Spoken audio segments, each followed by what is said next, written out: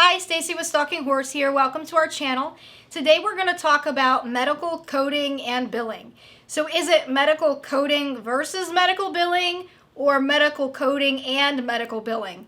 That's actually a pretty hot topic with people in the field, and many times it can be a little bit competitive, or those can get annoyed that really do more billing versus those that do more coding, because they are two separate functions. So we're going to kind of break that down in this video and talk about the functions of both and how they come together. So stay tuned to hear all about medical billing and coding.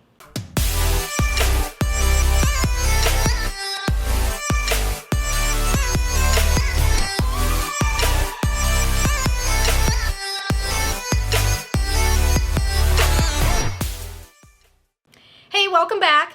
So we're going to dive into medical coding and billing, and I typically put the medical coding first, only because technically speaking, the coding comes before we actually bill the service, right? So we have the documentation. Well, the service is performed, we get the documentation, then it has to be coded, and then it's billed. But many people confuse the two and think that it's one function. So if they were a medical biller, they're like, oh yeah, I did that. I did medical coding, medical billing. But they've become two separate functions in a way where, medical coding is really that translation of the language within the documentation into a code, both procedure code and diagnosis code, so CPT and ICD-10. And then the billing of it is really how those codes are laid out on a claim format and what everything is that goes onto that claim form, like tax ID numbers, physicians' names, how the whole billing of it is set up, who it's billed out under, again, all the ID numbers, NPI, tax ID, practice name, addresses, more technical pieces of what actually goes out the door to make sure that the insurance recognizes what's on the claim and then can process that claim appropriately by paying it, or sometimes, unfortunately, it gets denied and then you've got to look back at it. But the truth is that it does go quite deeper than that. And what I mean is that to be the best medical coder you can be, you have to know some billing. You just have to.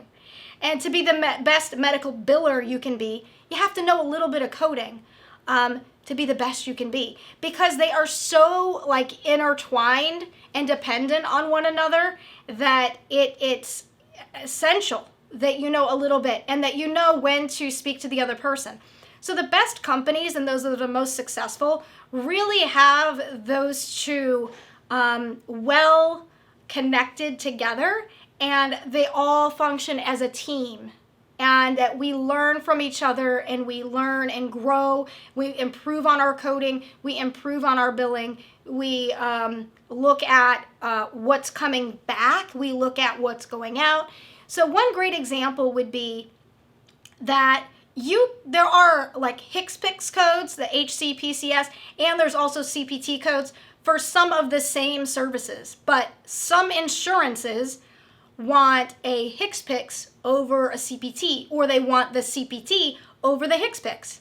You don't know that just as a coder. You know that from billing rules, because the billing rules then for that insurance dictate one is supersedes the other.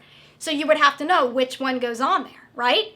And again, that's more of a billing rule. Modifiers are also much more billing heavy than we think. We learn about modifiers in medical coding, but as you grow in the field and you start coding for a practice or for a company, you'll see that where some companies may require a 25 modifier on an E&M if you're also doing an EKG or an X-ray. Some insurances do not want it on there, and that's really more of a billing type of problem or function than a coding. So a coder will just code based on those coding guidelines and add that modifier because it's a separate and identifiable evaluation and management service. they're just going to look at it blindly and insurance blind, and then when it goes to billing may know, oh, okay, well, that modifier, actually, they don't want that on there for this particular insurance. If I don't remove it, they're going to kick it back and say inappropriate use of modifier. And, we go round and round. So many times billers get frustrated because they don't understand, why does the coder keep doing this? The insurance just keeps kicking it back. And then they're sending it back to the coder. And then the coder's getting frustrated with, why is billing trying to tell me how to code? Like, this is what it is. This is how it's coded. And they send it back. But really, if you come together as a team and you listen to one another and you work together, you'll be the best that you can be. Because you'll both then see the other side and understand how it should kind of come together. You can put a process and procedure into place to get through some of those snafus that you're having and that are holding up revenue, right? One of the other biggest thing is like, a lot of times the billing people will be like, oh, that diagnosis isn't supported with this procedure. They'll send it back. And then coding is like, that is the diagnosis. They send it back. And then the claim just keeps going back and forth, back and forth. So that communication needs to be there. You can't code it if it's not documented. If it wasn't documented, it wasn't done. So then there's some education, right, that needs to happen. And sometimes there's just a modifier that needs to go on the claim to let them know, hey, we know that this isn't payable, but we performed this, and so we just want to let you know. And that's the way that it's going to be. Or other times there may, perhaps there was an ABN that was signed, so a different modifier needs to go onto the claim. So just depending on the situation, really will change, the outcome. But if we don't have that communication and if we don't work together, then, we're just going to be constantly battling each other. So really, again, to be the best coder you can be, you've got to know a little bit of billing.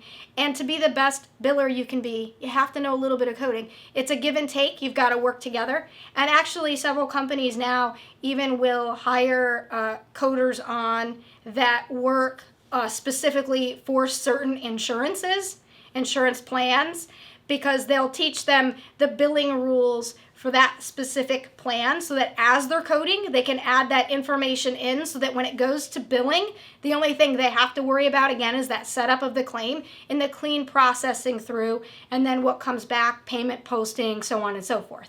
So again, we have to learn from each other, and it really shouldn't be one versus the other. It should be medical coding and billing. So hopefully you found this helpful. Feel free to put comments below. Remember to subscribe to our page so that you can get these weekly updates. So make sure you subscribe to the channel. And just remember, you heard it straight from the horse's mouth.